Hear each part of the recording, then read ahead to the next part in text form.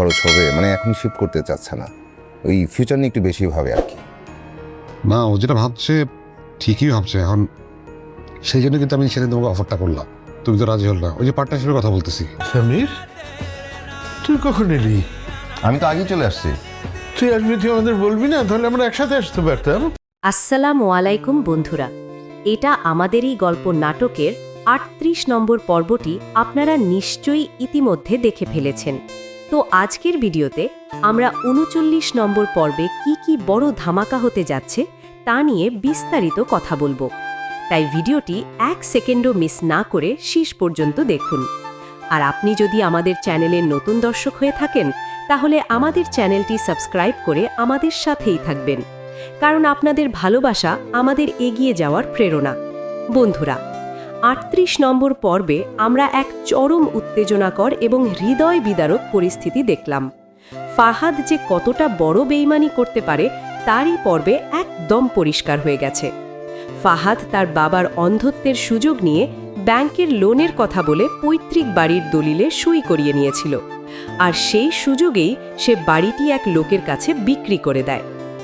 ঈদের দিন যখন সবাই আনন্দ করছিল, ঠিক তখনই সেই নতুন মালিক বাড়িতে এসে হাজির হয় এবং জানায় যে এই বাড়িটি এখন তার। ফাহাদের বাবা যখন জানতে পারেন যে তার নিজের জন্ম দেওয়া সন্তানই তার সাথে এই বিশাল বিশ্বাসঘাতকতা করেছে, তখন তিনি পুরোপুরি ভেঙে পড়েন। অন্যদিকে আমরা দেখলাম সামির ও মেহেরিনের সুন্দর ঈদ কাটানো। সামির মেহেরিনকে কথা দিয়েছে সে রান্না শিখবে এবং মেহেরিনের জবের সময় তাকে সব কাজে সাহায্য করবে।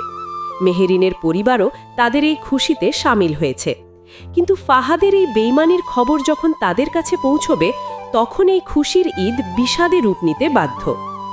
সায়রা ও ফাহাদের সম্পর্ক এবার চূড়ান্ত পরিণতির দিকে। সায়রা পরিষ্কারভাবে জানিয়ে দিয়েছে যে আস্থার অভাব আর ক্রমাগত মিথ্যাচারের কারণে সে আর ফাহাদের সাথে থাকতে পারবে না। বন্ধুরা, এখন আমরা ৩৯ নম্বর পর্বে কি হতে যাচ্ছে সেটা নিয়ে কথা বলবো। ৩৯ নম্বর পর্বে আসতে চলেছে এক বিশাল ধামাকা। আগামী ৩৯ নম্বর পর্বে আমরা দেখতে পাব বাড়ি বিক্রির খবর শোনার পর সামিরের পরিবারে শোকের ছায়া নেমে এসেছে। সব থেকে হৃদয় বিদারক দৃশ্য হবে যখন সামিরের বাবা মা তাদের এই পুরনো স্মৃতি ঘেরা বাড়ি ছেড়ে চিরতরে চলে যাবেন। বাড়ি ছাড়ার সময় পরিবারের প্রতিটি সদস্য কান্নায় ভেঙে পড়বেন। তবে গল্পের মোড় অন্যদিকে ঘুরবে সামিরের হাত ধরে। ৩৯ নম্বর পর্বে আমরা দেখতে পাব সামির নিজের পায়ে দাঁড়ানোর জন্য একটি পার্টনারশিপে নতুন ব্যবসা শুরু করার কথা চিন্তা করবে। সামির কি পারবে তার এই নতুন ব্যবসার মাধ্যমে পরিবারের হারানো সম্মান ফিরিয়ে আনতে? অন্যদিকে সায়রা কি ফাহাদের এই চরম বেইমানি জানার পরও কি আবার কোনো সুযোগ দেবে, নাকি ফাহাদের পাপের শাস্তি দেবে? তো বন্ধুরা, আপনাদের কি মনে হয়, সামির কি তার পার্টনারশিপ বিজনেসে সফল হতে পারবে? আর ফাহাদের এই বেইমানির পর তার কি শাস্তি হওয়া উচিত? আপনাদের মতামত জলদি কমেন্ট করে জানান। আর এটা আমাদেরই গল্প নাটকের পরবর্তী সব আপডেট সবার আগে পেতে আমাদের সাথেই থাকুন। দেখা হচ্ছে পরের ভিডিওতে। ধন্যবাদ।